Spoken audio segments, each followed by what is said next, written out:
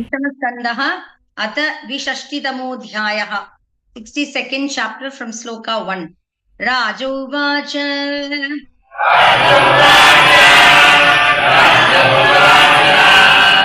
नित्यतनया मूषामुपयेमे यदुत्तमः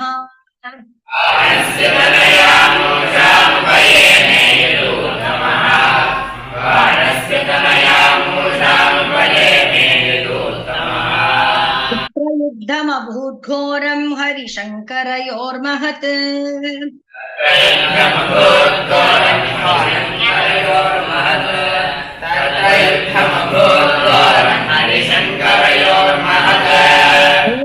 सर्वं महायोगिन् समाख्यातुं त्वमर्हसि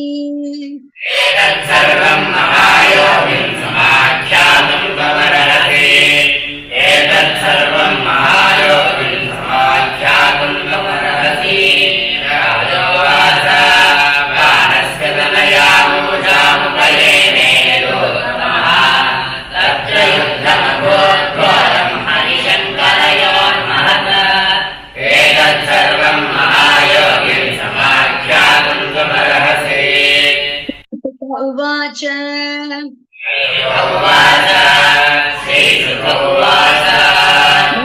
पुत्र शतज्येष्ठो बलेरासीत् महात्मनः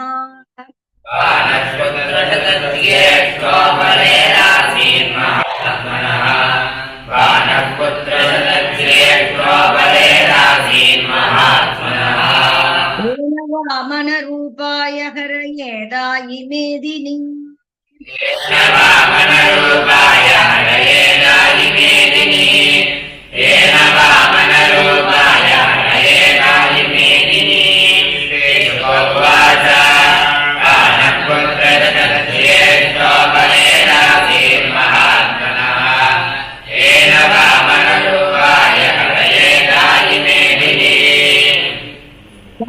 रसस्तुतो बाणः शिवभक्तिरतस्तदा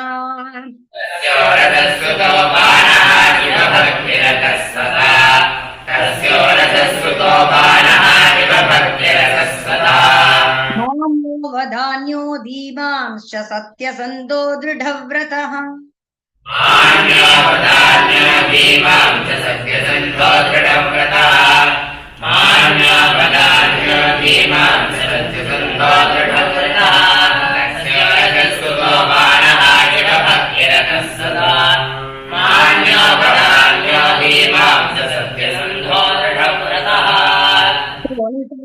पुरे रम्ये स राज्यम् अकरोत् पुरा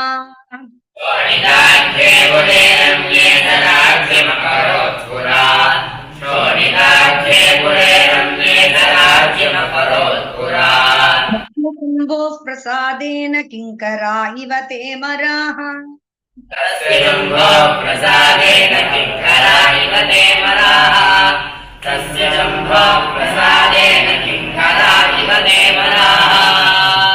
सहस्रबाहुर्वाद्येन ताण्डवे तोषयन् मृडम्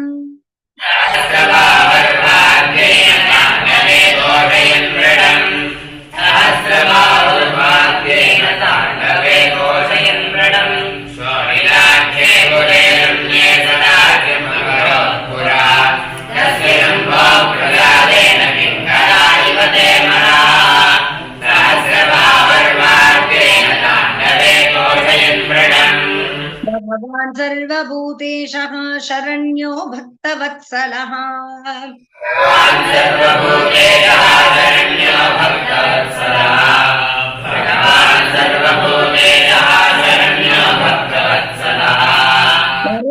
छन्दयामास सतं वव्रे पुराधिपम्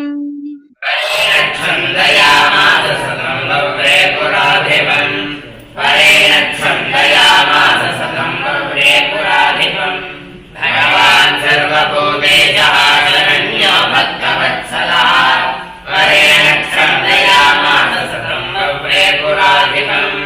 एकदाह गिरिशं पार्श्वस्थं वीर्यदुर्मदः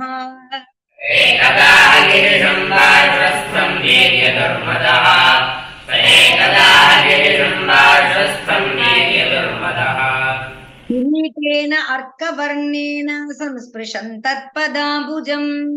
किरीटेन अर्कवर्णेन संस्पृशन् तत्पदाम्बुजम् किरीटेन अर्कवर्णेन संस्पृशन् तत्पदाम्बुजम् स एकदा गिरिशम् वासस्थम् वीर्यदुर्मदः किरीटेन अर्कवर्णेन संस्पृशन् तत्पदाम्बुजम् नमस्ये त्वा महादेव लोकानां गुरुमीश्वरम्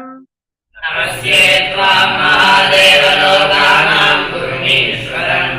नमस्ये त्वा महादेव लोकानां गुरुमीश्वरम् पुरीणाम् अपूर्णकामानां कामपूरामराङ्घ्रिपम् अपूर्णकामानां कामपूरामराङ्घ्रिपम् अपूर्णकामानां कामपूरामराङ्घ्रिपम् नमस्ये त्वा महादेव लोकानां गुरुमीश्वरम् अपूर्णकामानां कामपूरामराङ्घ्रिपम् सहस्रं त्वया दत्तं परं भाराय मे भवत् सहस्रं त्वया दत्तं परं भाराय मे भवत् सहस्रं त्वया दत्तं परं भाराय मे भवत् त्रिलोक्या प्रतियोद्धारं न लभे त्वदृते समम् त्रिलोक्यां प्रतियोद्धारं न लभे त्वदृते समम् त्रिलोक्यां प्रतियोद्धारं न लभे त्वदृते समम् सहस्रं त्वया दत्तं परं भाराय मे भवत् त्रिलोक्यां प्रतियोद्धारं न लभे त्वदृते समम् निभृतैर्दोर्भिः युत्सुर्दिग्गजानहम्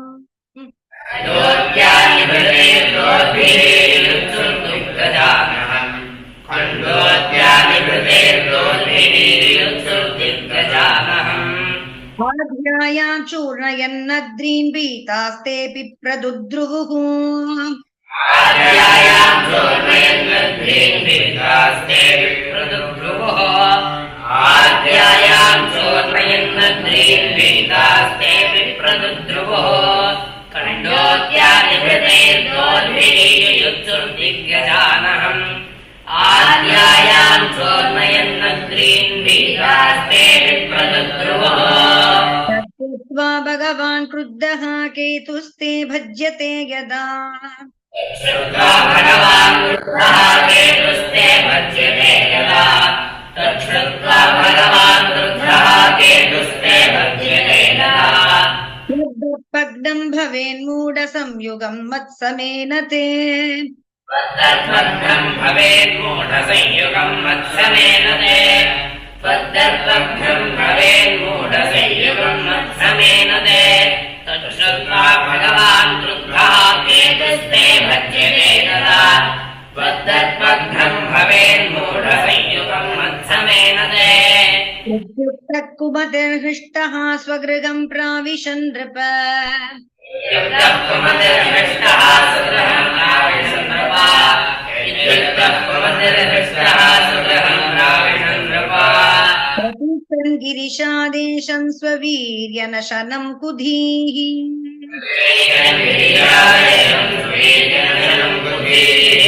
प्रतीक्षन् गिरिशादेशं स्ववीर्यनशनं कुधीः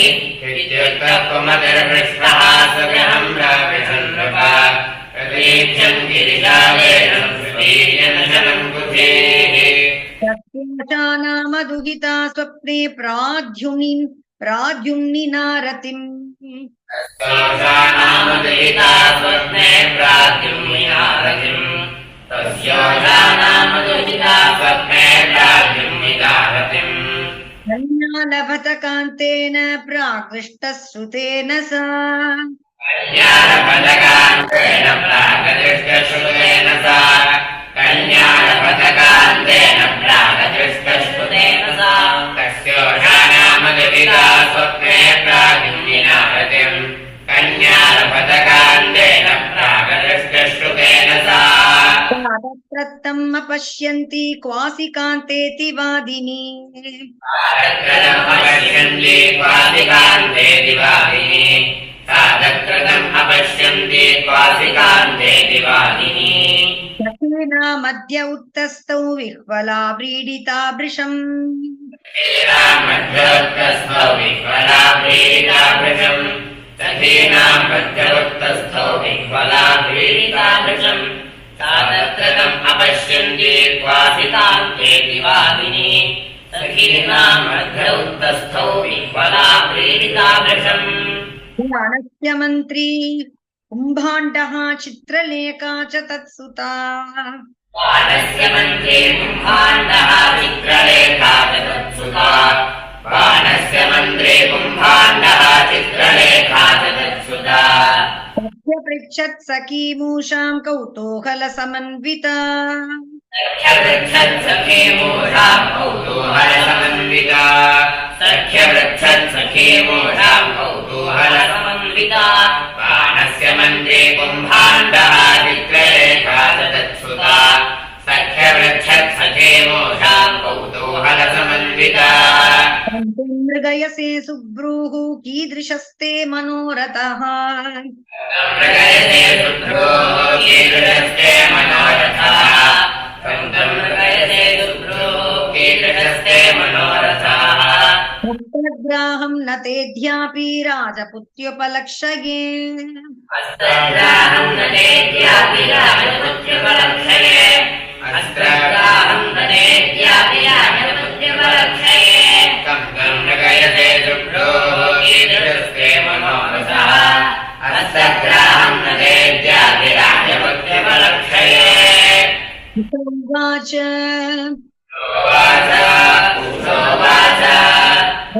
कश्चिन्नरस्वप्ने श्यामः कमललोचनः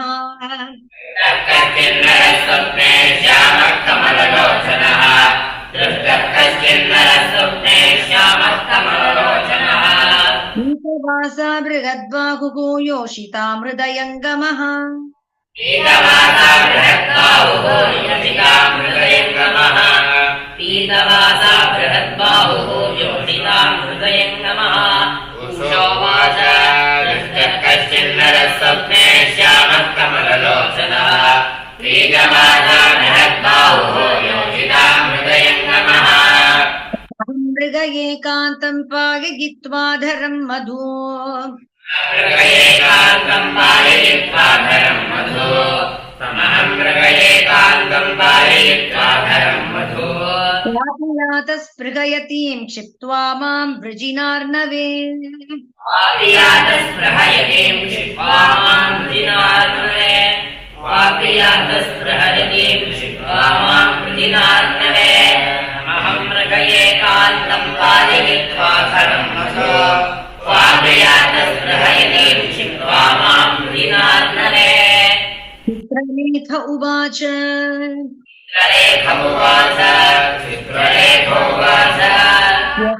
ते पकर्षामि त्रिलोक्याम् यदि भाव्यते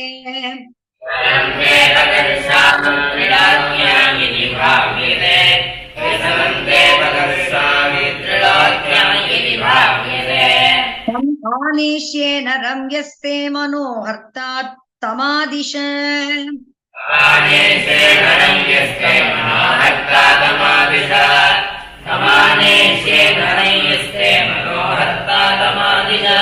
चित्रलेखोवाच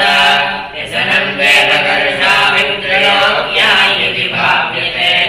तमानेष्ये नरम् यस्ते मनोहर्ता तमादिश देव गन्धर्व सिद्धचारणपन्नगान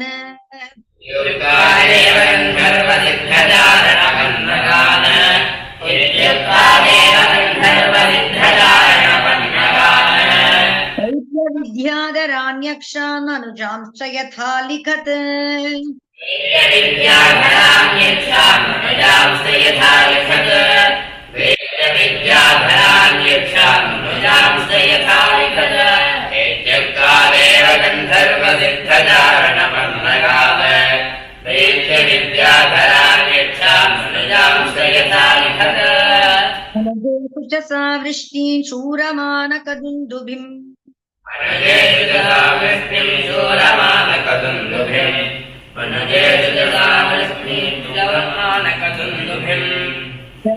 रामकृष्णौ च प्रद्युम्नं वीक्ष्य लज्जिता रामकृष्णौ च प्रद्युम्नं वीक्ष्य लज्जिता रामकृष्णौ च प्रद्युम्नं वीक्ष्य लज्जिता अनुजेषुदसा वृष्णीशूरमानकदुन्दुभिम् रामकृष्णौ च प्रद्युम्नं वीक्ष्य लज्जिता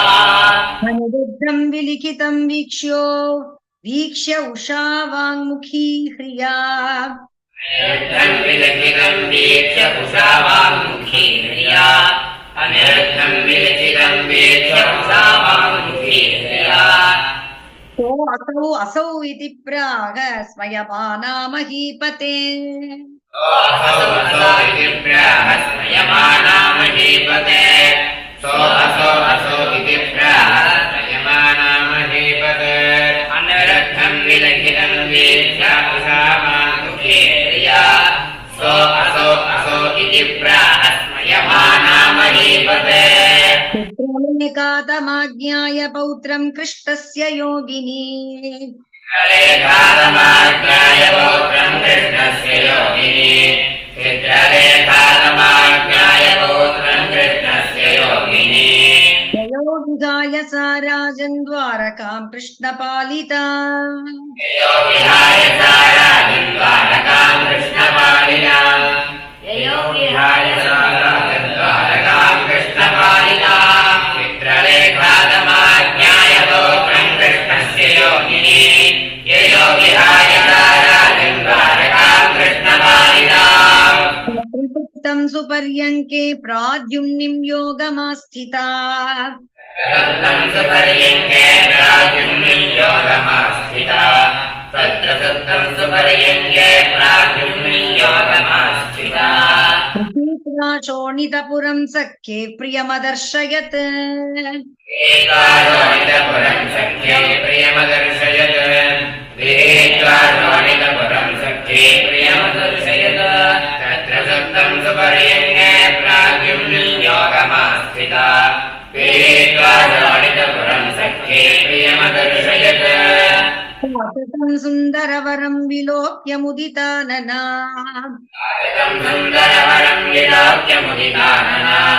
सादरं सुन्दरवरं विलोक्य मुदितानना विप्रेक्ष्ये स्वगृहे पुम्बीरे मे प्राद्युम्निना समम् दुष्प्रेक्ष्ये स्वगृहे पुम्बीरे मे प्राद्युम्निना समम् दुष्प्रेक्ष्ये स्वगृहे पुम्बीरे मे प्राद्युम्निना समम् सादरं सुन्दरवरं विलोक्य मुदितानना दुष्प्रेक्ष्ये स्वगृहे पुम्बीरे मे प्राद्युम्निना समम् परार्घ्यवासस्रगन्धधूपदीपासनादिभिः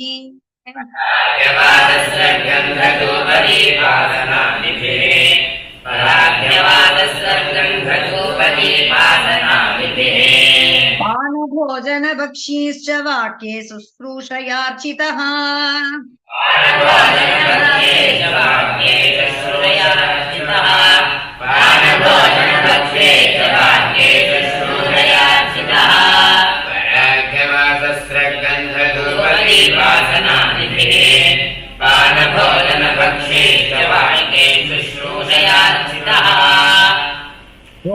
कन्यापुरे शश्वते प्रवृद्धस्नेहयातया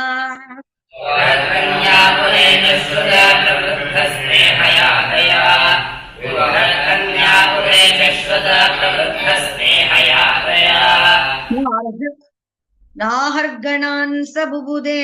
उषया पहृतेन्द्रियः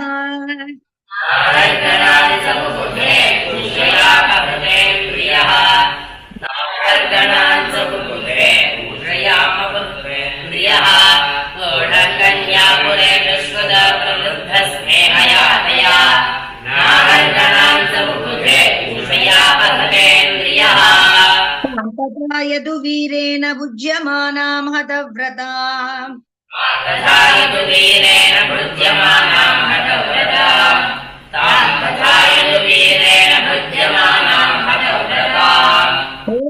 लक्षया चक्रुः प्रीतां दुरवच्छदैः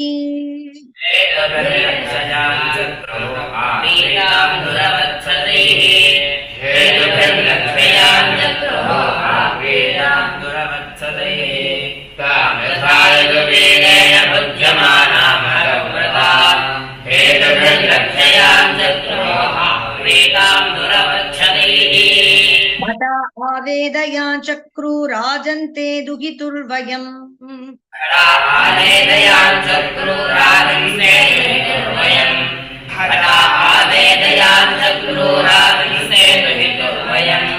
विशेषितं लक्षयामः कन्याया कुलदूषणम्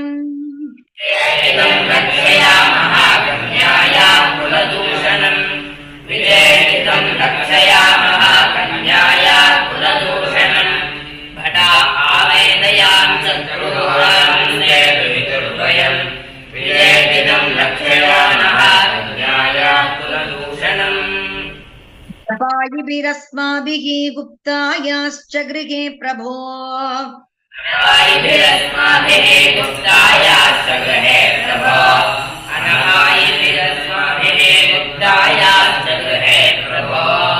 कन्याया दूषणं पुंभिः दुष्प्रेक्षाया न विद्महे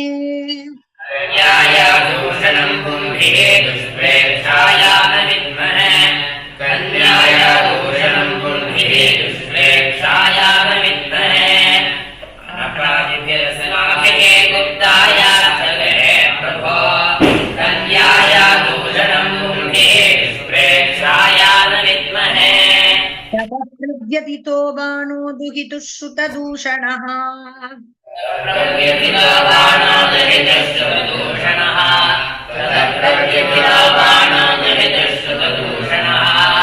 परितः कन्यकागारं प्राप्तो द्राक्षीद्यदूद्वहम्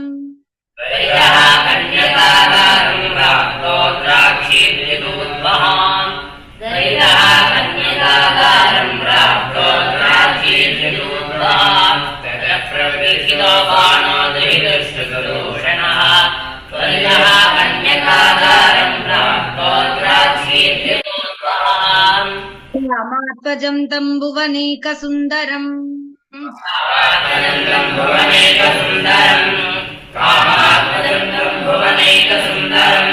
श्यामं पिशङ्गाबरम् अम्बुजेक्षणम्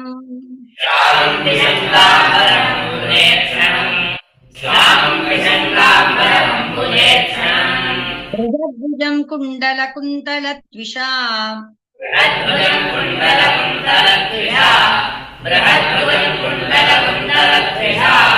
कुसुमावलोकेन च मण्डिताननम्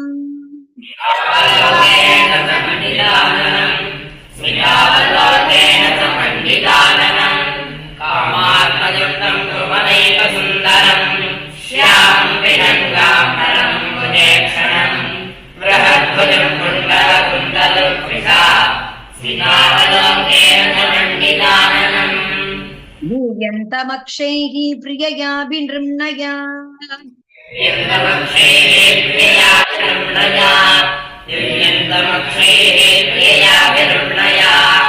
मदङ्गसङ्गस्तन कुङ्कुमस्रजम्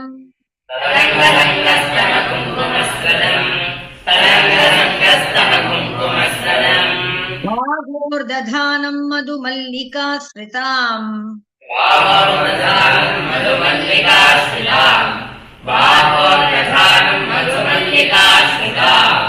सत्याग्र आसीनमवीक्ष्य विस्मितः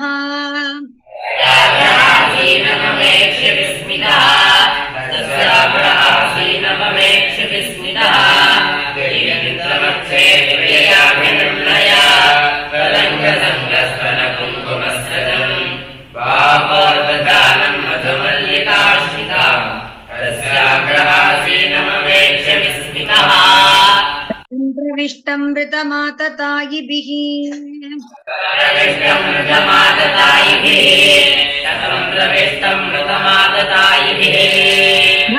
अनीकैरवलोक्य माधवः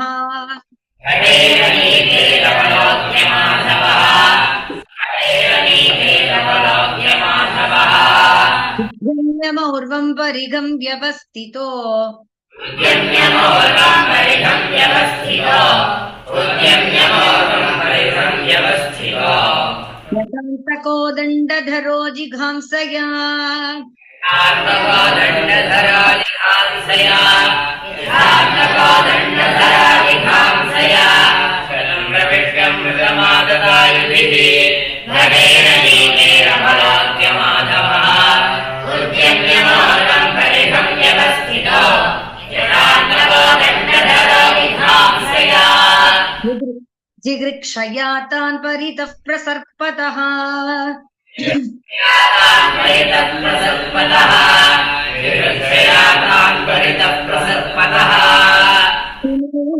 सूकरयूतपोहनत्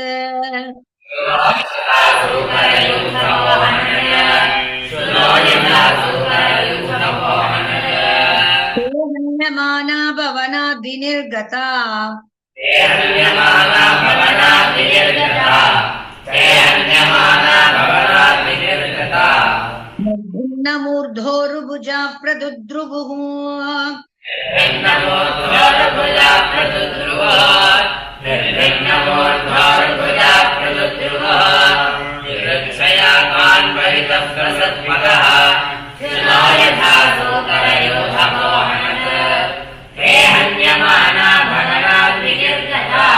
निर्भिन्नमूर्धोरुभुजा प्रदुद्रुवुः नागपाशैर्बलिनन्दनो बली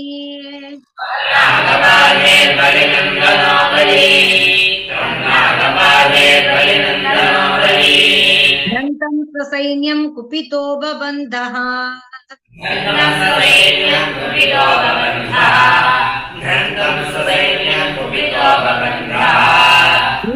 वृषं शोकविषादविह्वला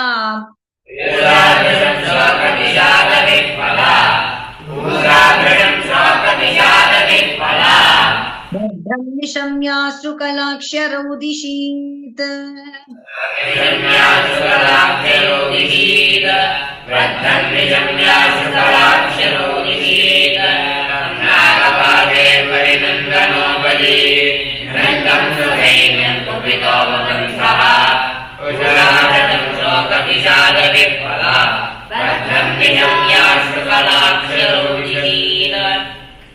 इति श्रीमद्भागवते महापुराणे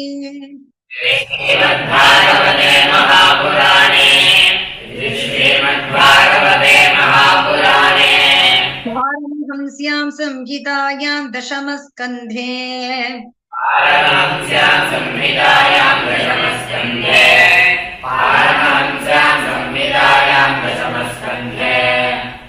मध्ये अनिरुद्धवधो अनिरुद्धबन्धो नाम द्विषष्टितमोऽध्यायः।